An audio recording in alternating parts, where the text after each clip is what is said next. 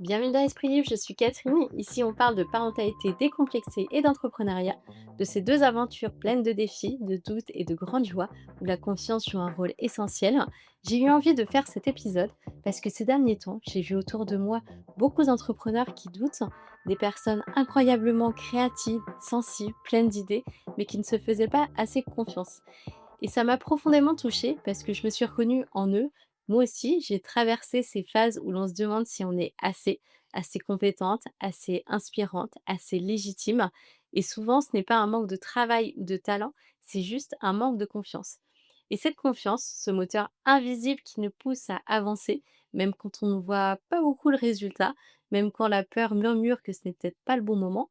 Alors aujourd'hui, j'avais envie de vous offrir un moment de douceur, un espace pour raviver cette confiance-là, celle qui se cultive dans le quotidien, dans les petits pas, et qui finit par devenir une force tranquille. Alors la confiance, ce moteur invisible. Quand on entreprend, on parle souvent de stratégie, de plan d'action, de communication, de performance. Et ces derniers temps, je vous en parle beaucoup quand même dans mes podcasts, où en ce moment la stratégie et plan d'action et tout ça, ça m'agace un peu. Parce que je pense qu'il y a pas que ça, il y a aussi, plein d'autres choses en fait qui fait que vous êtes un entrepreneur ou une entrepreneuse et on parle rarement de ce qui soutient tout ça, en fait la confiance. Elle a rien de spectaculaire et pourtant c'est elle, qui fait un peu la différence je trouve. Faire confiance, c'est avancer même quand on n'a pas toutes les réponses. C'est dire, «Je ne sais pas encore comment, mais je sens que c'est juste». C'est une manière quand même de se relier à soi, à la vie et à cette intuition quand même qui peut être assez profonde, qui nous guide même, même quand on doute et je suis experte dans les doutes et je pense que la confiance, hein, c'est un peu comme une respiration. Parfois on la perd et puis en fait ça finit toujours par revenir. Dès qu'on prend un peu le temps de ralentir et ça, je l'ai vu dans dans mon entreprise. Parfois, je suis à fond et puis un moment, je vais douter, je vais dire: «Mais non, au final, Catherine, c'est pas bon ce que tu fais. Pourquoi tu lances des randonnées positives?» Et puis, je mets un peu ça de côté, je prends le temps d'aller faire mon footing, de me poser, de faire une méditation et finalement la confiance, revient et donc c'est un peu, voilà, c'est un peu, pour moi, c'est important de ralentir à certains moments parce que, surtout en fin d'année, autant en début d'année, ça va. Personnellement, je trouve qu'en début d'année, j'ai beaucoup plus de motivation et puis en fin d'année, là, en fait, c'est un peu aussi comme beaucoup, c'est un peu le récap, de toute son année, savoir ce qui a marché ou pas marché et donc fin d'année, je trouve qu'on perd un peu confiance, mais si on ralentit, on retrouve, très vite la flamme. Et dans mon parcours, chaque fois que j'ai choisi de faire confiance à une intuition, à une rencontre ou un projet, les choses ont fini toujours par se mettre en place d'une manière ou d'une autre. Et je pense particulièrement à ma rencontre avec Céline. J'ai rencontré une personne aux apéros entrepreneurs où elle m'a juste donné mon étiquette et c'est un peu un coup de foudre entrepreneurial. Je l'ai vue et je me suis dit, bon, quoi qu'il arrive, je ferai quelque chose avec elle. On s'est vu 3 fois, je crois, en tout. Et puis au bout de 3 mois, on s'est dit, «Bon, c'est bon maintenant on se cale un rendez-vous toutes les 2 et on était complètement raccord sur plein de choses. Et donc voilà, je pense qu'il faut faire un peu, confiance, à la vie et puis à son intuition qui nous dit dès le départ: «Cette personne-là, je pense que je peux faire quelque chose, de magnifique», en prenant le temps peut-être de ralentir aussi à certains moments, de se dire: Je sors de mon bureau, je vais, heu, je vais à la rencontre, des autres». Alors, les ingrédients de la confiance, comment on nourrit cette confiance au quotidien? Alors, je crois qu'il y a quelques clés assez simples que j'aime garder, tout au moins près de moi, comme un peu des petits rappels. Première chose, ça va être d'accueillir le doute sans s'y perdre. Le doute, c'est la preuve qu'on avance. Il n'est pas là pour nous arrêter, mais pour nous inviter à respirer. Et ça, je l'ai compris vraiment avec le temps. Quand on doute, c'est juste un peu comme si notre corps nous disait fais pause et tu verras. Parce qu'il faut que tu fasses pause. Là, tu prends une mauvaise direction. Alors que si tu te poses, tu vas te recadrer et du coup reprendre la bonne direction. Deuxième chose, ça va être de regarder en arrière, pas seulement en avant. On oublie trop vite que le chemin déjà parcouru. On oublie tout ce qu'on a déjà construit. Donc prendre le temps de voir tout ce que vous avez accompli, chaque étape franchie, chaque obstacle surmonté, c'est une épreuve de force. Troisième chose, ça va être de faire confiance au rythme de la vie. C'est un peu ce que je vous expliquais avec, Céline. Parfois, ça va pas assez vite à notre goût et pourtant, avec le recul, bah, tout s'aligne toujours au bon moment. Je vais vous donner un exemple. J'ai commencé la randonnée positive, il y a peut-être, n ma fille n'était pas encore née. J'avais fait une randonnée positive, j'avais déjà un peu le truc en tête et quand, j'avais fait cette randonnée, donc je n'étais pas encore enceinte, ça n'avait pas marché comme je le voulais. Je suis tombée enceinte après, donc génial. Donc ça, c'était cool. Je tombe enceinte après et bah, ça va toujours pas, en fait.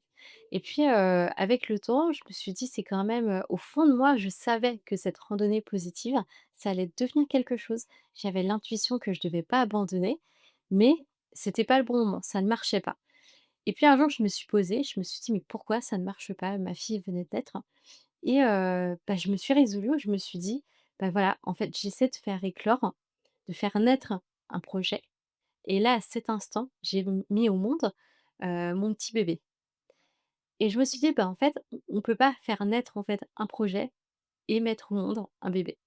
Donc je me suis dit: «Je vais prendre le temps et puis quand la vie va me dire, "Vas-y fonce, c'est le bon moment" et ben, ça va fonctionner».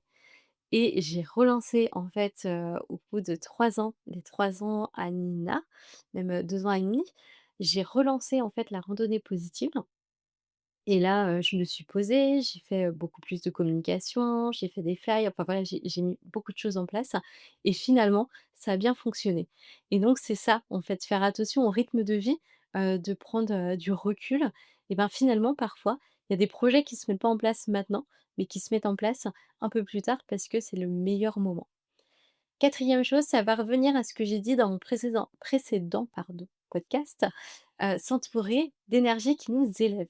Alors la confiance, ça se cultive aussi dans les regards bienveillants, ceux qui croient en nous, même, quand vous doutez et donc j'avais fait un podcast il y a pas longtemps, là-dessus, comment bien s'entourer, enfin l'importance d'être entouré et donc ça se rejoint, les 2 parce que je pense que quand plus on est entouré, plus en fait on a des bonnes énergies, plus on est motivé et plus on a envie de créer des choses. Alors, ces petits moments où la confiance s'invite. La confiance, c'est pas une, grande révélation. C'est souvent quelque chose quand même de très simple. C'est quand vous allez, oser publier un post que vous gardiez, depuis des semaines, quand vous acceptez un projet sans savoir exactement, comment il va se dérouler, quand vous écoutez cette petite voix intérieure qui dit, «Allez, vas-y, fonce». C'est aussi quand vous tombez, mais que vous décidez de vous relever parce que vous savez quand même, quelque part, que c'est pas fini. Et écoutez cette petite voix qui vous dit vraiment: «C'est pas fini, fonce, continue, persévère». Et je crois que c'est dans ces moments-là, les moments où on choisit de se faire confiance, que notre énergie, bah, elle change, tout devient un peu plus fluide, un peu plus vivant. Et puis, même les ratés, ça prennent du sens parce que ça devient des leçons, des repères, des bouts de chemin, vers plus de clarté et ça, ouais, je l'ai vu vraiment les ratés aujourd'hui et même si aujourd'hui c'est encore un peu compliqué, dès que j'ai un raté, dès que j'ai un échec, ça peut me mettre très mal. Mais aujourd'hui, vraiment les ratés, quand je les regarde de plus près et que je prends le temps de les regarder, bah, finalement, je me dis que ça prend du sens et puis ça devient des leçons pour, les prochaines fois.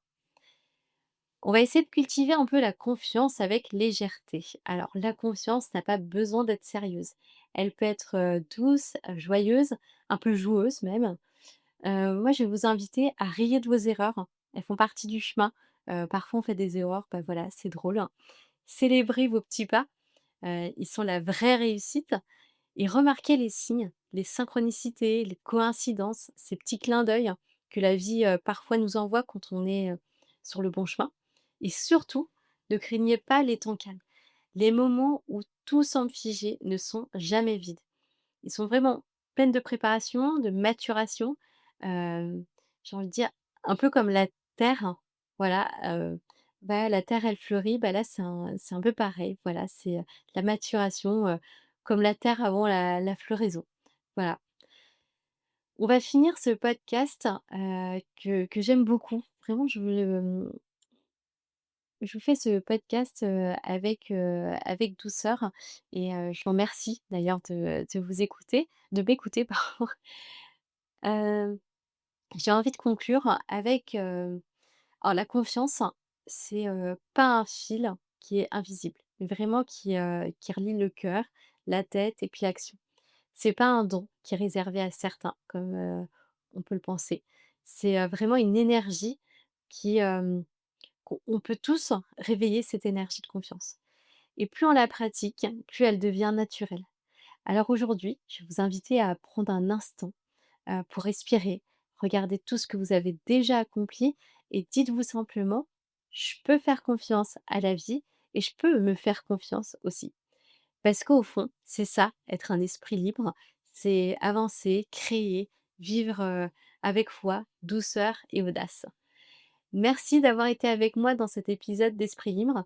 Si ces mots vous ont fait du bien, partagez-le à quelqu'un qui a besoin d'un peu de lumière. Et puis, n'hésitez pas à mettre 5 étoiles. Et souvenez-vous, la confiance transforme le flou en évidence.